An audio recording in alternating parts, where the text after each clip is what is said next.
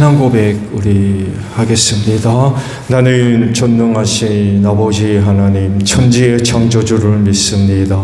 나는 그의 유일하신 아들 우리 주 예수 그리스도를 믿습니다.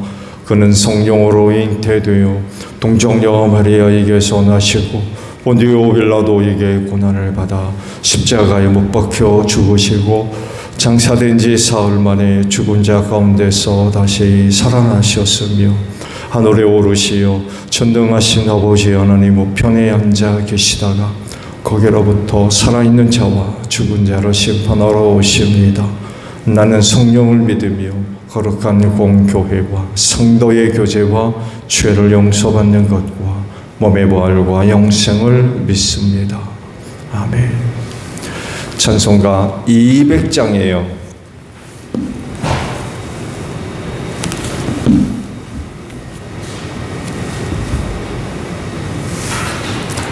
찬송가 200장입니다.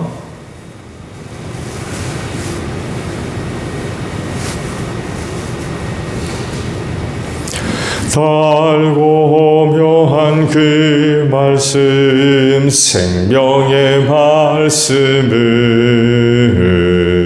귀한 그 말씀 진실로 생명의 말씀이 나의 길과 믿음 밝히 보여주니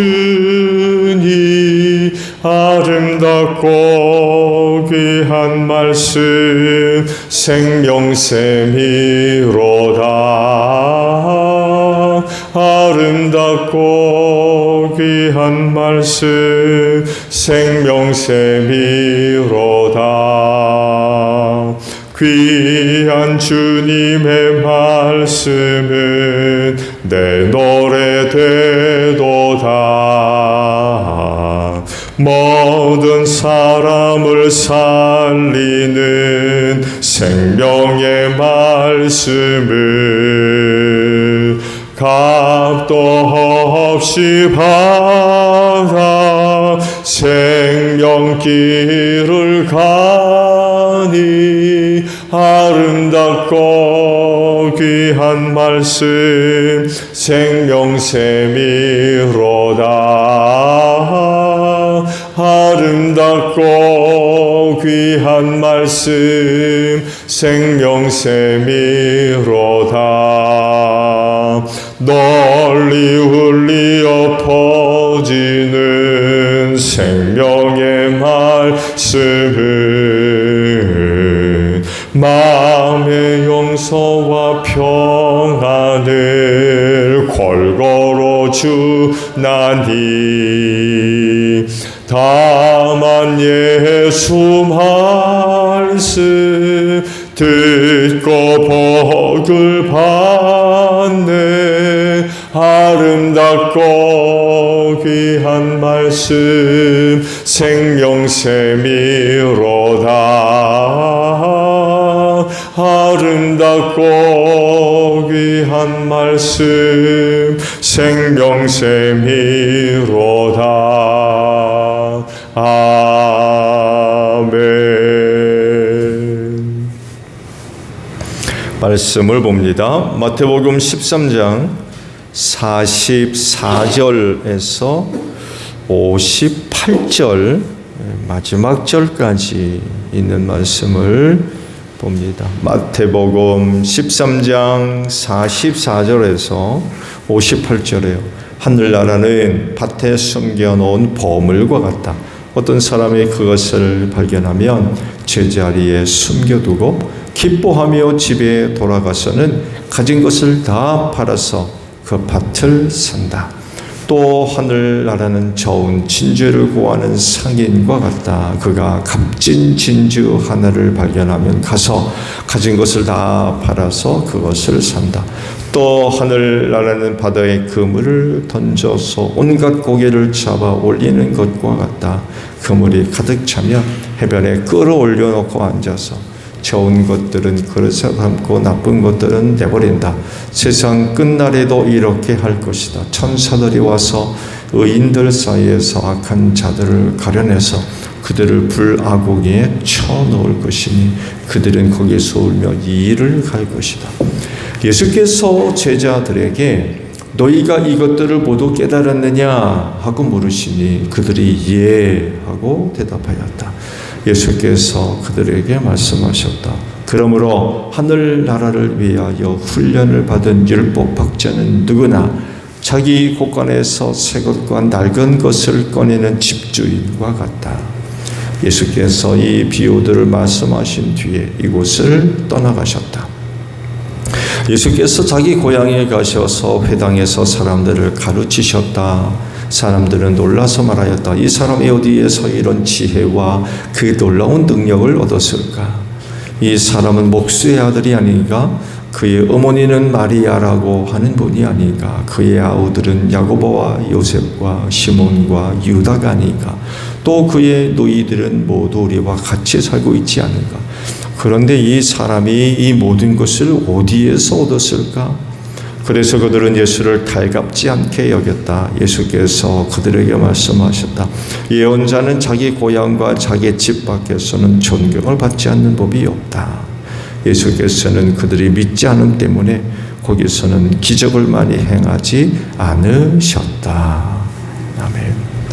오늘 아침에는요 51절의 말씀을 함께 나누려고 그래요. 51절 중반절에 너희가 이것들을 모두 깨달았느냐라는 말씀입니다. 신앙을 세우는데 꼭 필요한 것들이 있죠. 신앙의 근거는 성경입니다. 그리스도인이 알고 믿어야 할 모든 진리가 다 성경 안에 있습니다. 성경 밖의 진리는 있을 수 없어요. 새로운 계시를 받았다라고 하면서 많은 사람을 유혹하는 그런 일들도 있는데 새로운 계시는 없습니다. 다 성경 안에 있어요. 그 밖의 것은 신앙의 내용으로 삼아서는 절대로 안 됩니다. 근데 이단에 빠지는 것과 똑같습니다. 성경 밖의 것을 신앙의 내용으로 믿을 수 있어요? 그건 절대로 있을 수 없습니다. 만약에 믿어야 할 또 다른 진리 혹은 계시라고 한다면 그런 것들이 있다고 하면 성경에 있을 겁니다. 근데 성경이 없는 건 신앙의 내용으로 삼아서는 안 돼요. 그게 여러분 훌륭한 남들에게 없는 어떤 개인적인 신비한 경험, 어떤 현상 이런 것들이 있다 할지라도 여러분 그거 신앙의 내용으로 삼으시면 곤란해요. 신앙의 모든 근거는 성경입니다. 성경 밖을 벗어나면 그건 신앙에 오히려 위험이 될 수가 있어요. 그런 것들이 여러분의 발목을 붙들고 나중에 그 신앙을 뒤흔들고 무너뜨리는 그런 것들이 될 거요. 그래서 그리스도인의 모든 신앙의 근거, 내용은 성경입니다. 성경 밖의 것은 항상 조심해야 돼요. 항상 조심해야 됩니다. 개인적인 신비도 마찬가지입니다. 성경에 근거하지 않는 개인적인 어떤 경험들, 여러분 그거 의지하시면 안 됩니다. 정말 조심하셔야 돼요. 이렇게 성경은 믿음을 위해서 없어서는 안 되는 너무나도 중요한 요소죠. 그래서 보고 듣고 묵상하며 그 말씀을 실현해가는 거죠. 순종해야 됩니다. 그리고 여기에 한 가지를 더 이야기한다고 하면 깨닫는 것입니다. 이걸 지금 제자들에게 물으세요. 다 깨달았느냐?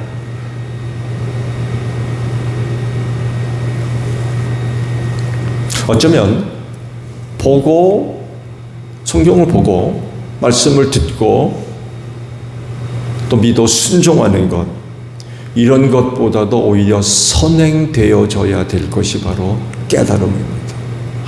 아무리 보고 아무리 듣고 말씀을 큐티를 한다 할지라도 성령을 통하여서 깨달음을 얻지 못하면 이렇게까지 얘기할 수 있어요. 소귀에 경일기. 아무런 의미가 없습니다. 그럴 정도로 진리에 대한 깨달음은 굉장히 중요합니다. 아유, 목사님 어떡한데요? 이런 부분에 대해서 이렇게 전혀 걱정이 없는 이유는요, 성령님이 계시기 때문에 그래요.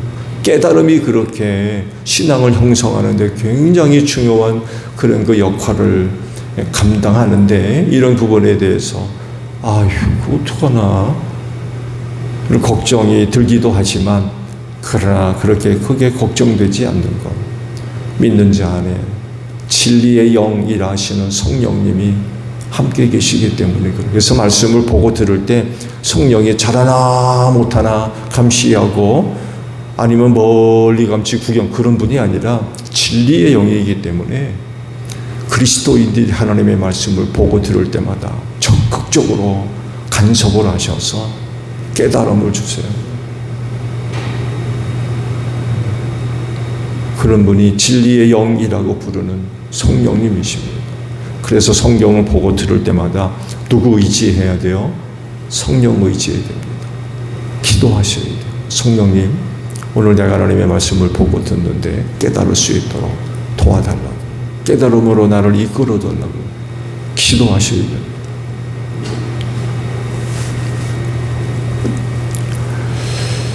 그래야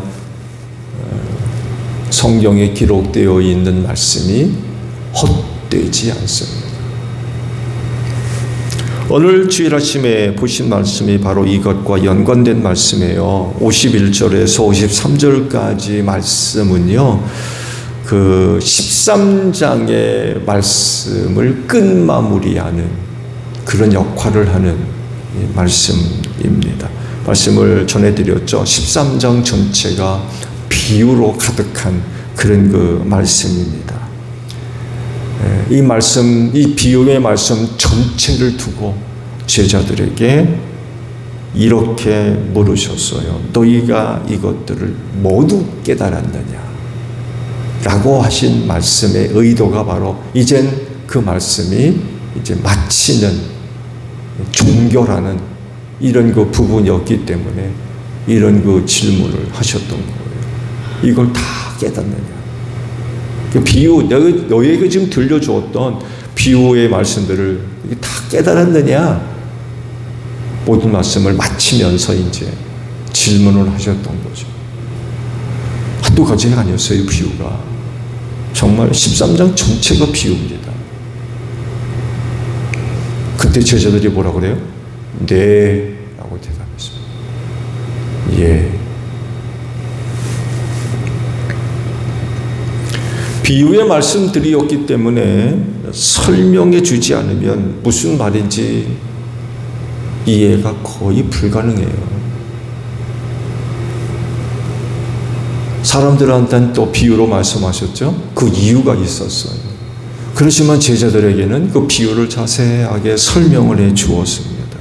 그로 인하여 그 비유의 말씀들을 깨닫게 하셨던 거죠. 그리고 그렇게 깨달은 것만큼 제자들의 신앙이 이전보다도 훨씬 더 성장하고 성숙한 이런 그 열매들을 얻었을 겁니다. 그건 확실한 겁니다. 하나님의 진리의 말씀을 깨달으면 깨달은 것만큼 신앙은 성장하고 성숙하게 돼 있어요.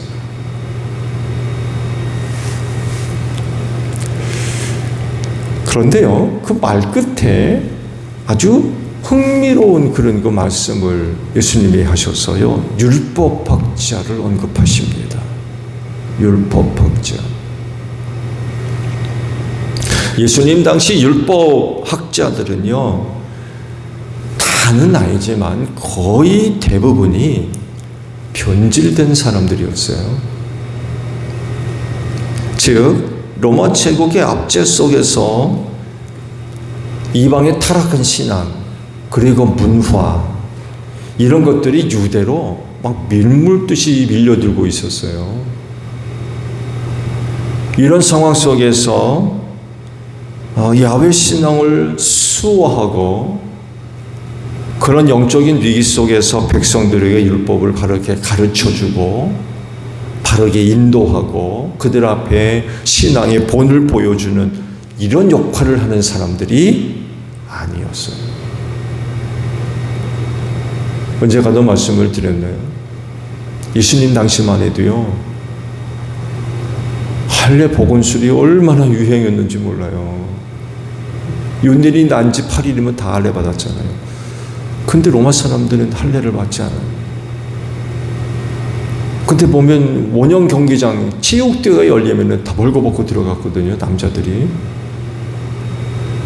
이게 창피한 거예요. 그래가지고 할례 복원술이 그 젊은이들 사이에 얼마나 유행했는지 몰라요. 로마의 그런 그 문화가 너무 좋은 거예요.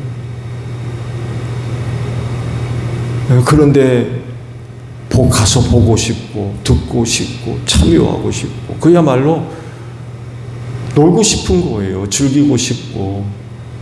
근데 할례 받은 게 이게 부끄러운 거죠. 이렇게 타락한 이방의 그 문화가 유대 사회로 막 물밀듯 밀려 들어오는 이런 상황 속에서 율법학자들, 바리새인들, 야훼 신앙을 수호하는 그런 사람들이 아니었어요.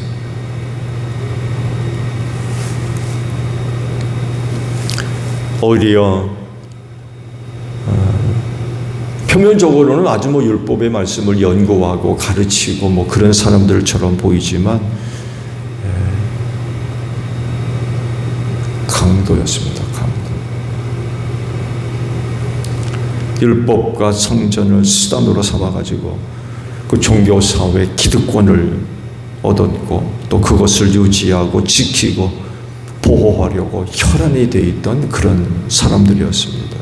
로마 제국에 빌붙어가지고 백성들로부터 고기를 빨아먹는 그런 사람. 그 단적인 예가 뭐예요? 성전 청결 사건입니다. 그 배경 뒤에 바로 그런 짓을 하고 있는 사람들이었어요.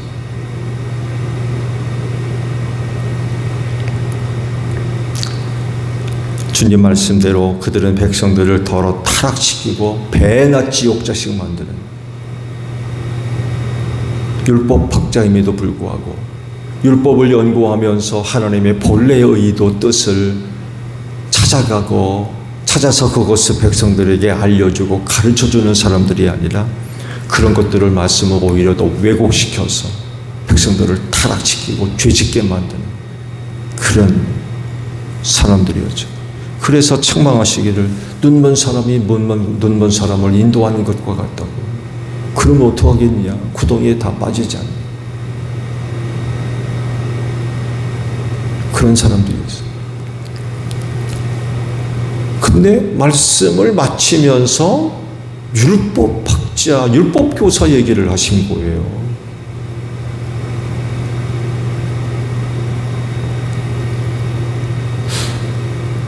누구를 지칭하는 말일까요?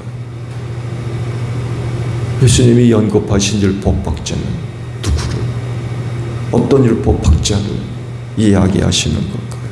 힌트를 주시는 말씀을 하십니다. 즉 그 율법학자는 바로 하늘나라를 위해서 훈련받은 사람이다 라고 소개를 합니다. 하늘나라를 위해 훈련받은 율법학자. 그 당시 변질하고 부패한 율법학자가 아닌 참된 율법학자였던 거죠. 하늘나라를 위해 훈련받은 율법학자. 그 당시에 일반적인 율법학자와 다른 진짜 참된 율법학자. 그러면 하늘나라를 위해 훈련받은 율법학자는 어떤 사람일까요? 이를 설명하기 위해서 집주인 한 사람 이야기를 하세요. 자기 곳간에서 새 것과 낡은 것을 꺼내오는 집주인과 같다. 이렇게 그 율법학자를 설명을 하십니다. 여러분, 집주인이 자기 곳간에서 새 그릇과 낡은 것을 꺼낼 때에 손에 잡히는 대로, 눈에 띄는 대로, 마음에 드는 대로 그냥 꺼내오지 않습니다. 생각 없이, 계획 없이 그냥 마구잡이로 눈에 띄는 대로 그냥 꺼내오지 않습니다. 집주인이 자기 곳간에서 새 것과 낡은 것을 꺼내올 때에는 어디다 사용할지 용도를 정확하게 알고 거기에 맞게 꺼내옵니다. 새 것은 여기다가 쓰고 낡은 것은 여기다 쓰고, 새 것은 몇 개를 쓸 것이며 낡은 것은 몇 개를 쓸 것인지 거기에 맞게 꺼내옵니다. 정확하게 구분을 해요. 쓸 때 쓰기 위해서. 결코 새 것을 써야 할 것에 낡은 것 쓰지 않습니다. 더군다나 그 집에 귀한 손님이 오게 되면 이거 절대로 구분합니다. 뒤섞여가지고 아무렇게나 사용하지 않아요. 정확하게 새 것은 새 것이 필요한 곳에, 낡은 것은 낡은 것이 필요한 곳에 구분해서 사용을 합니다. 하늘나라를 위해 훈련받은 율법학자가 이와 같다는 것입니다. 즉, 이 참 율법학자는요, 하나님의 말씀을 그 백성들에게 들려주고 가르치고 깨닫게 할 때에 집주인과 같이 한다는 거예요. 즉, 그 대상에 따라 꼭 맞게 하나님의 율법의 말씀을 정확하게 알아서 그들에게 가르쳐주고 들려주고 인도한다는 거예요.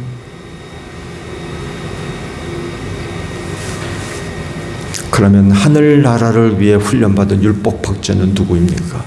51절에서 그가 누구인지 찾을 수 있어요. 즉, 예수님이 여러 개의 비유의 말씀을 제자들에게 들려주시고 또 깨닫게 하셨는데 그걸 사실로 제자들에게 확인하세요.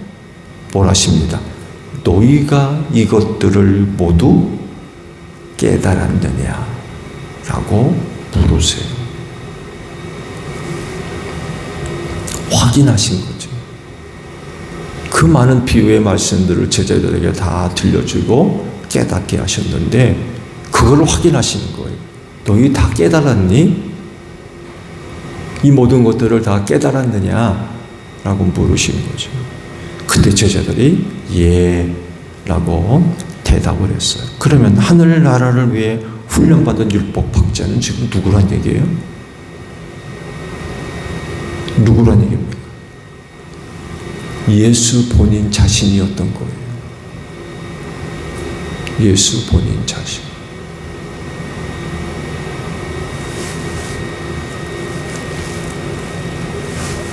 예수님은 가장 탁월한 그리고 훌륭한 그리고 참된 율법학자이십니다.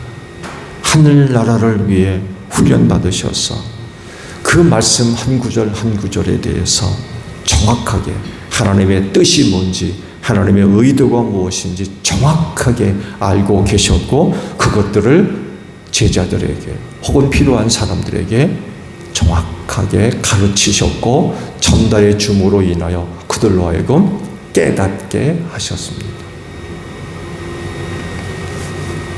그래서 지난번에 말씀을 봤죠. 안식일 논쟁, 밀밭 사이를 걸어가면서 제자들이 미리삭을 잘라 먹는 걸 보고 안식일을 범했다고 바리새인들이 막 비난을 했잖아요. 그들과 안식일의 논쟁을 벌였죠.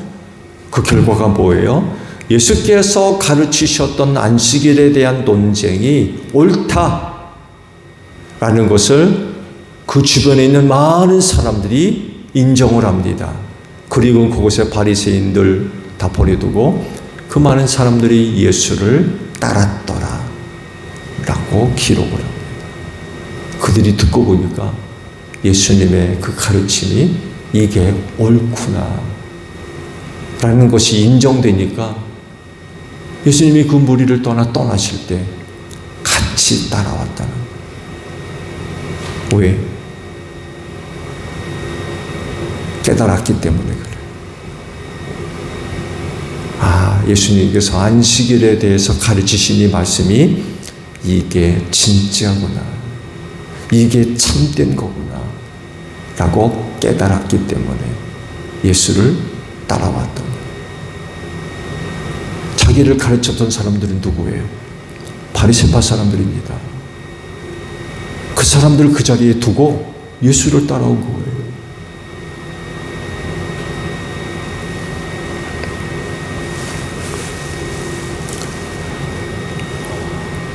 저를 위해 늘 기도하고 계시죠?